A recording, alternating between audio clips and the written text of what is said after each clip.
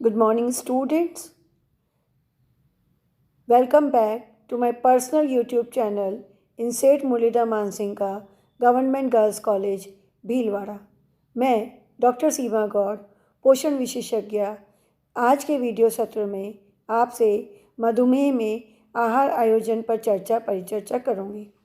पिछले अध्ययन सत्रों में हमने मधुमेह के बारे में काफ़ी जानकारी एकत्रित करी है। आज हम देखेंगे कि मधुमेह की अवस्था में आहार व्यवस्था किस प्रकार से हो। आइए सबसे पहले हम मधुमेह के दौरान पौष्टिक आवश्यकताओं पर चर्चा करें। पहली, ऊर्जा। मधुमेह के दौरान ऊर्जा की आवश्यकता शरीर भार के अनुरूप रखी जाती है। व्यक्ति विशेष के शरीर भार के अनुरूप ऊर्जा की आवश्यकताएं 20 से 40 किलो कैलोरी प्रति किलोग्राम प्रतिदिन तक वेरी करती हैं। कैसे? जो व्यक्ति ओबीज हैं या ओवरवेट है और जिन्हें अपना वजन कम करने की ज़रूरत है, उन्हें प्रतिदिन 20 किलो कैलोरी प्रति किलोग्राम प्रतिदिन के हिसाब से ऊर्जा अंतर्ग्रहण करनी चाहिए, अगर वो साधारण रूप से क्रियाशील है। आप ये टेबल भी देख रहे हैं। इस टेबल में ये साफ दर्शाया गया है कि किस प्रकार से साधारण क्रियाशील व्यक्ति को 20 किलो कैलोरी प्रति किलोग्राम प्रतिदिन ऊर्जा का अंतर्ग्रहण करना चाहिए। वहीं अगर वह व्यक्ति मॉडरेटली एक्टिव है तो उसकी आवश्यकता 25 किलो कैलोरी प्रति किलोग्राम प्रतिदिन बढ़ जाती है। यदि व्यक्ति का वजन आदर्श भार के अनुरूप उपयुक्त है तो यह ऊर्जा 30 किलो कैलोरी से लेकर 35 किलो कैलोरी प्रति किलोग्राम प्रतिदिन हो जाती है। और यही व्यक्ति अगर अंडरवेट है, अल्प भार से ग्रसित है, उसे अपना वजन बढ़ाने की आवश्यकता है तो उसकी ऊर्जा की आवश्यकताएं कुछ बढ़कर 40 किलो कैलोरी प्रति किलोग्राम प्रतिदिन हो जाती हैं। कार्बोहाइड्रेट। कार्बोहाइड्रेट की मात्रा कुल ऊर्जा का 45 से 60% तक होनी चाहिए, अर्थात आहार में दिए जाने वाले कार्बोहाइड्रेट से प्राप्त होने वाली ऊर्जा कुल दैनिक ऊर्जा की 45 से 60% तक पूर्ण करें। मान लीजिए मेरे आहार में मैं प्रतिदिन दिन भर में 1000 किलो कैलोरी आहार लेती हूँ, तो उसमें से 450 से लेकर 600 किलो कैलोरी मुझे कार्बोहाइड्रेट से प्राप्त होना चाहिए। इस 600 किलो कैलोरी में अगर मैं 4 का भाग दे दूँगी तो मुझे प्रतिदिन कार्बोहाइड्रेट की कुल मात्रा ग्राम में उपलब्ध हो जाएगी। आहार में कार्बोहाइड्रेट का उपयोग जटिल कार्बोहाइड्रेट जैसे कि स्टार्च, सेल्यूलोज और रेशे के रूप में अधिकतम करना चाहिए। भोजन में शर्कराओं का उपयोग नहीं के बराबर करना है, क्योंकि शर्करा का पाचन और अवशोषण बहुत जल्दी हो जाता है और वो रक्त के ग्लूकोज लेवल को अतिशीघ्र बढ़ा देती हैं। इसीलिए भोजन में उच्च रेशे तथा निम्न ग्लाइसेमिक इंडेक्स वाले भोज्य पदार्थों का उपयोग करना चाहिए। निम्न ग्लाइसेमिक इंडेक्स उन्हीं भोज्य पदार्थों का होता है जिनमें रेशा ज़्यादा होता है, प्रोटीन ज़्यादा होता है, या जो स्टार्च, जो कार्बोहाइड्रेट है वो स्टार्च के रूप में होता है। ग्लाइसेमिक इंडेक्स से अभिप्राय यहाँ ग्लूकोज के मुकाबले अन्य भोज्य पदार्थों द्वारा प्रदान किए जाने वाले रक्त में ग्लूकोज के स्तर से है।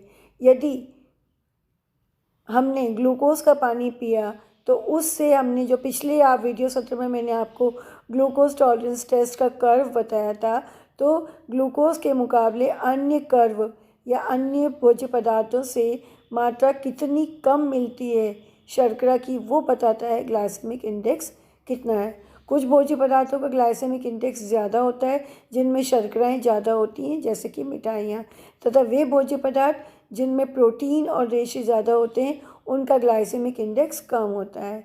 वसा।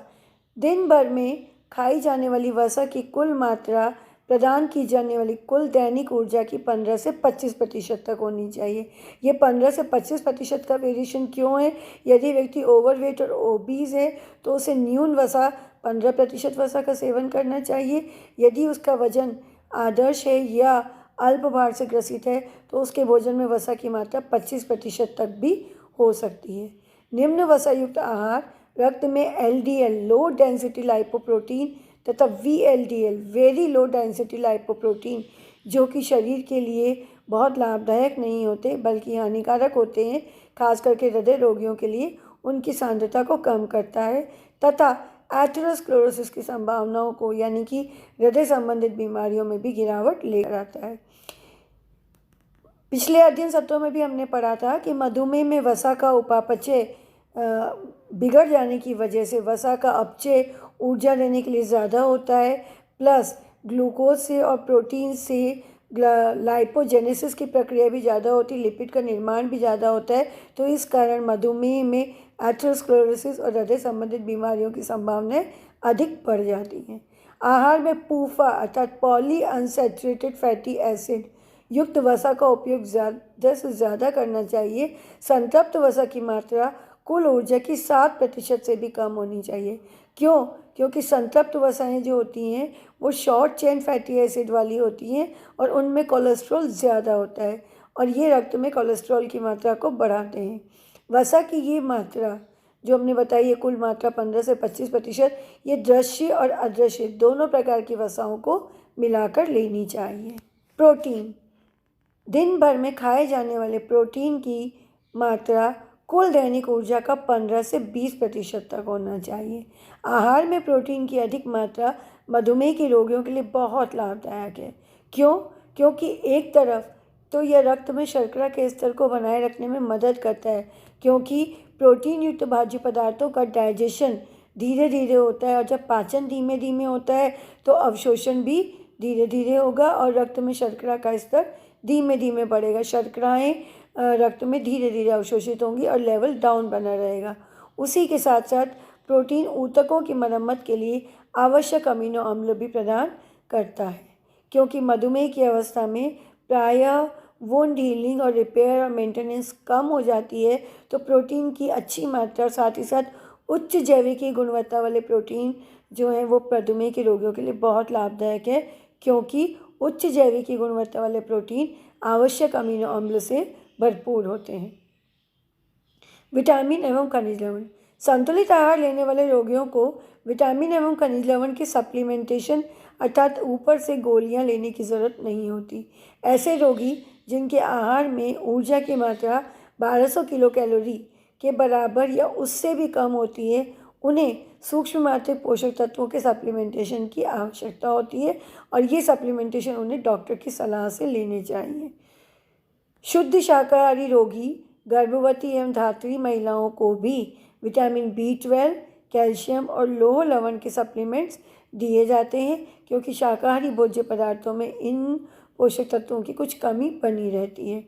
वे रोगी जो ऐसी दवाइयों का सेवन करते हो जिससे सूक्ष्म मात्रिक पोषक तत्वों के स्टेटस पर कोई विपरीत प्रभाव पड़े, उन्हें भी चिकित्सक की सलाह से चिकित्सक की देख रेख में विटामिन्स और मिनरल्स के सप्लीमेंट्स लेने चाहिए।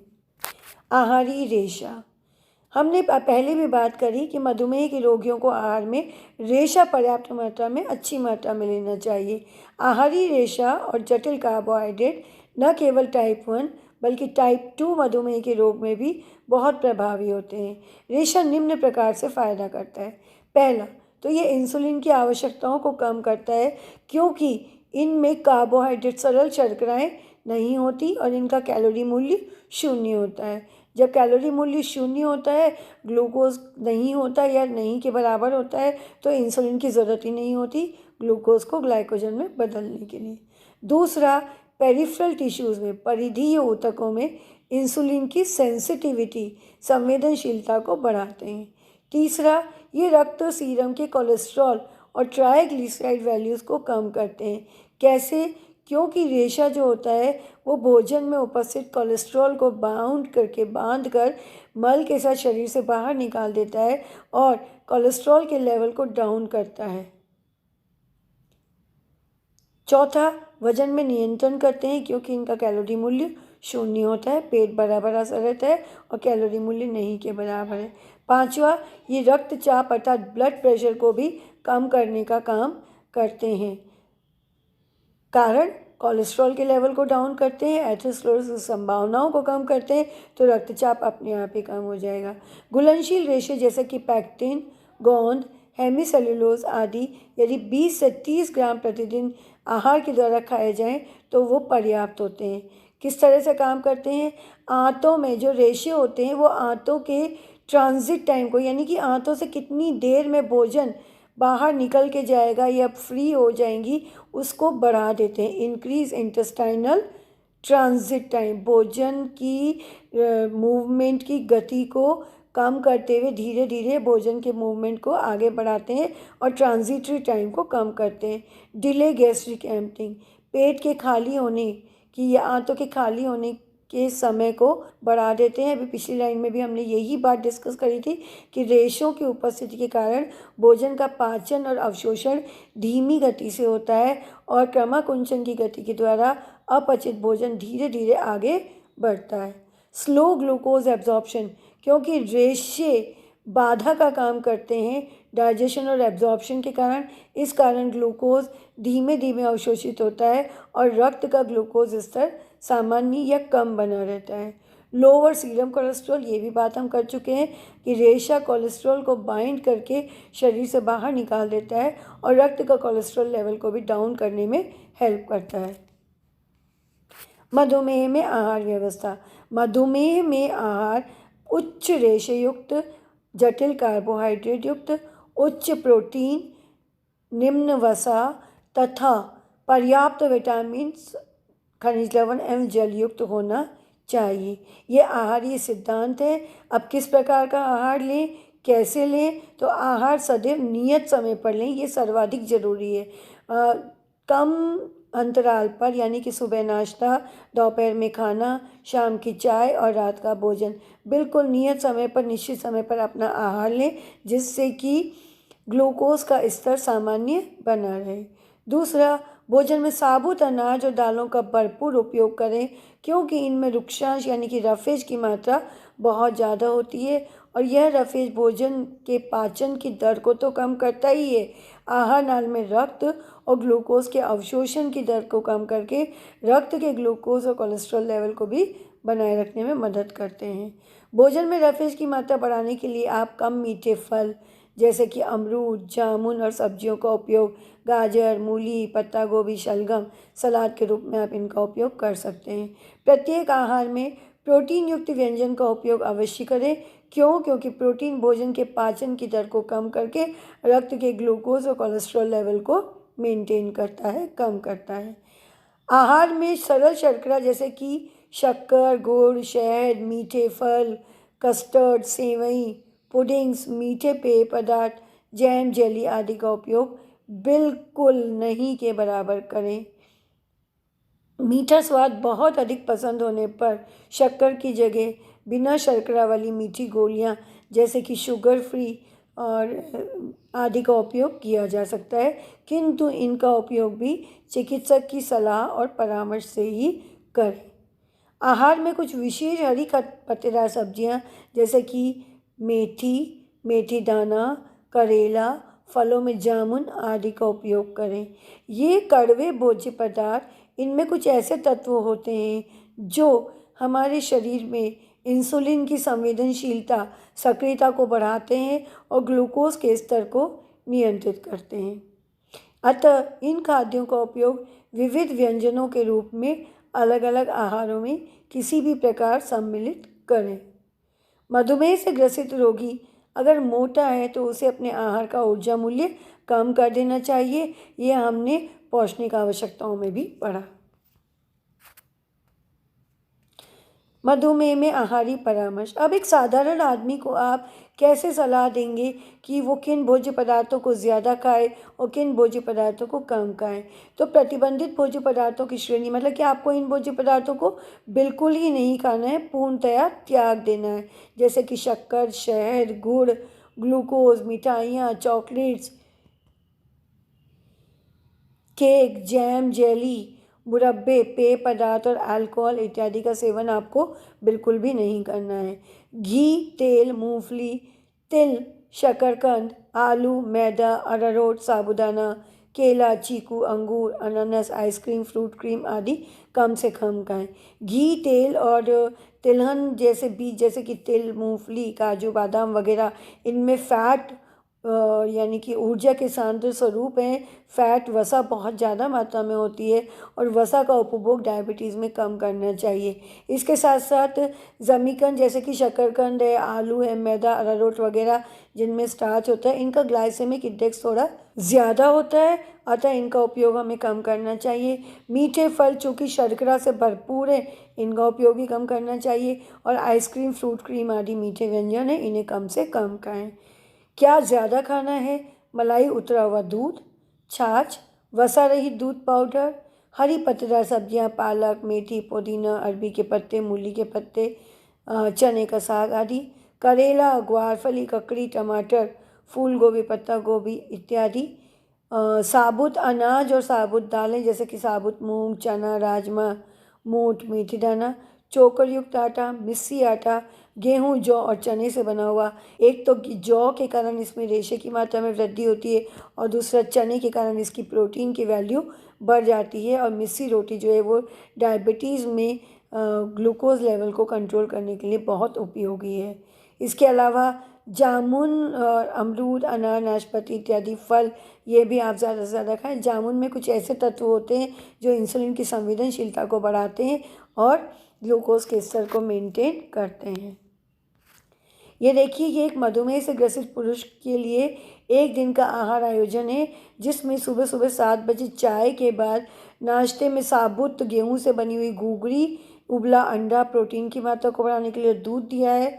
भोजन के पूर्व दिन में एक मौसमी फल जो कि अमरूद और जामुन के रूप में, और दोपहर के भोजन में फिर चपाती, दाल, करेले की सब्जी, लौकी का रायता दिया है। करेला भी जो कड़वा सब्जी है, कड़वे व्यंजन जो कड़वे भोज्य पदार्थ हैं वो डायबिटिक्स के लिए बहुत फ़ायदेमंद होते हैं, इंसुलिन की संवेदनशीलता को बढ़ाते हैं।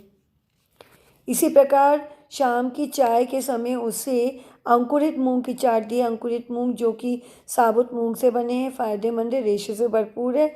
और रात्रि के भोजन में फिर रोटी, हरी पत्तेदार सब्जी, दाना मेथी की सब्जी इत्यादि दी है। इस प्रकार सभी व्यंजनों में एक तो आप देखिए ये ध्यान रखा है कि उनमें कुछ ना कुछ प्रोटीन युक्त भोज्य पदार्थ हो, जैसे कि दिन के खाने में भी दाल दी है तो शाम के भोजन में भी उसको दाना मेथी की सब्जी दी है, रोटी मिस्सी रोटी बना कर दी। इसके अलावा भोजन में साबुत अनाजों और दालों का प्रयोग करा है, घूगरी और अंकुरित मूंग के रूप में। दाना मेथी जैसी सब्जी का उपयोग और करेले का उपयोग भी डायबिटिक्स के लिए फ़ायदेमंद होता है, जो कि दिन भर के आहार में सम्मिलित किया गया है। मधुमेह में जटिलताएं। लंबे समय तक अगर मधुमेह बना रहता है तो हाइपरग्लाइसीमिया और एसिडोसिस के चलते या कीटो एसिडोसिस के चलते, कीटोनीमिया के चलते बहुत सारी जटिलताएं पैदा हो जाती हैं, जिनमें से हाइपोग्लाइसेमिक शॉक और डायबिटिक कोमा के बारे में हमने पिछले वीडियो सत्र में पढ़ा था कि अगर इंसुलिन का इंजेक्शन आपने ले लिया और भोजन समय पर नहीं करा तो आप हाइपोग्लाइसेमिक बेहोशी या कोमा में चले जाएंगे, जिसको इंसुलिन शॉक भी कहते हैं। और लंबे समय तक अगर आपने शुगर लेवल को कंट्रोल नहीं करा और आपका ब्लड शुगर लेवल 300-400 के बीच चलता रहा, बनता रहा, तो आपको डायबिटिक बेहोशी भी छा सकती है। दोनों ही प्रकार की बेहोशी जान के लिए बहुत बड़ा खतरा है। संक्रमण। डायबिटीज़ की कंडीशन में बॉडी की इम्यूनिटी डाउन हो जाने के कारण प्रतिरक्षा तंत्र, क्योंकि प्रोटीन जो है वो ऊर्जा देने के काम आता है, तो वो अपना मुख्य काम जो है निर्माणात्मक कार्य और प्रतिरक्षी कार्य वो ठीक से नहीं कर पाता, तो उसका प्रतिरक्षा तंत्र कमज़ोर हो जाता है और विभिन्न प्रकार के संक्रमण जैसे सर्दी, जुकाम वगैरह उसको बने रहते हैं। त्वचा संबंधी संक्रमण, यूरिनरी ट्रैक्ट संबंधी संक्रमण, मूत्र संबंधी संक्रमण उसको बहुत जल्दी घेर लेते हैं।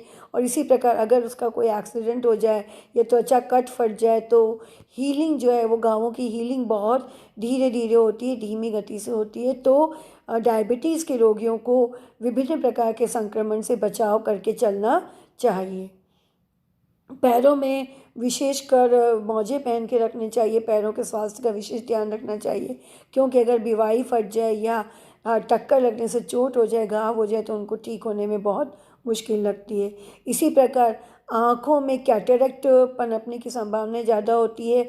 और 3 नाम ये मैंने लिखे हैं, रेटिनोपैथी, न्यूरोपैथी और नेफ्रोपैथी। ये किस प्रकार से, आप देखिए कि हमने पढ़ा डायबिटीज़ में वसा का चयापचय गड़बड़ा जाता है और ब्लड लिपिड्स के लेवल बढ़ जाते हैं, हाइपर कोलेस्ट्रोलीमिया, हाइपरलिपिडीमिया, हाइपर ट्राइग्लिसराइडीमिया। तो इनके चलते धमनियों में फैट के प्लेक्स जमा होने लगते हैं, एथेरोमेटोस्क्लेरोसिस, एथेरोस्क्लेरोसिस के फैट प्लेक्स जमा होने लगते हैं, जिसके कारण धमनियों का व्यास कम होता जाता है और ब्लड प्रेशर बढ़ जाता है। ये जो एथेरोमेटस प्लेक्स जमने की प्रक्रिया है, ये अगर आँखों की रेटिना की ब्लड वेसल्स में होने लगे तो इसे हम रेटिनोपैथी कहते हैं, जिसकी वजह से आँखों से दिखना कम हो जाता है। यही एथेरोमेटस प्लेक्स अगर आपकी ब्रेन की ब्लड सेल्स में और में सेंट्रल नर्वस सिस्टम की ब्लड सेल्स में, ब्लड वेसल्स में जमने लगें तो उसकी वजह से जो न्यूरो संबंधी बीमारियां होती हैं, जैसे कि मेंटल कन्फ्यूजन्स है, भुलक्कड़पन है, इस तरह की जो बीमारियां होती हैं उसको, वो जो हार्डनिंग ऑफ ब्लड वेसल्स है एथेरोमेटस प्लेक्स की वजह से ब्रेन की, मस्तिष्क की, तो उसको हम न्यूरोपैथी कहते हैं। और इसी प्रकार से हार्डनिंग ऑफ ब्लड वेसल्स जो है एथेरोमेटस प्लेक्स जमा होने की वजह से अगर किडनी में, गुर्दे की नलिकाओं में होने लगे, गुर्दे की नलिकाओं की ब्लड वेसल्स में एथेरोमेटस प्लेक्स ज़्यादा जमने लगे तो उसको नेफ्रोपैथी कहते हैं, जिसकी वजह से किडनी के नेफ्रॉन्स ब्लड फिल्ट्रेशन का काम ठीक तरह से नहीं कर पाते, धीरे धीरे कम होते होते होते होते किडनी फेलियर की अवस्था भी आ जाती है। तो रेटिनोपैथी आँख की प्रॉब्लम है, न्यूरोपैथी ब्रेन से रिलेटेड प्रॉब्लम है और नेफ्रोपैथी किडनी से रिलेटेड प्रॉब्लम है। तीनों ही हिस्सों की प्रॉब्लम्स उस क्षेत्र की धमनियों की या ब्लड वेसल्स जो है, आर्टरीज़ हैं, उनमें एथेरोमेटस प्लेक्स जमा होने की वजह से, हार्डनिंग की वजह से, व्यास कम होने की वजह से होती है। हृदय संबंधित बीमारियां हमने बहुत अच्छे से कई बार डिस्कस किया कि कोलेस्ट्रॉल के लेवल बढ़ जाते हैं, लिपिड्स के लेवल बढ़ जाते हैं, ट्राइग्लिसराइडीमिया हो जाता है। इन सभी कारणों से एथेरोमेटस प्लेक्स जब धमनियों और शिराओं में जमने लगते हैं, उनका व्यास कम हो जाता है, तो हृदय को उतने ही खून को सप्लाई करने के लिए बहुत ज़ोर लगाना पड़ता है, अधिक पंप करना पड़ता है, जिसकी वजह से हृदय संबंधित बीमारियां जैसे कि एथेरोस्क्लेरोसिस है, हाइपरटेंशन है, एंजाइना पेक्टोरिस है और हार्ट स्ट्रोक्स वगैरह की संभावनाएं भी बढ़ जाती हैं। मुझे आशा है कि आपको डायबिटीज़ से संबंधित अभी तक सभी वीडियो लेक्चर्स, डायबिटीज़ क्या है, कैसे होती है, कितने प्रकार की है, डायबिटीज़ की क्या जटिलताएं हैं, डायबिटीज़ का कैसे उपचार करें, किस तरह का आहार लें, भली भांति समझ में आ गया होगा। धन्यवाद।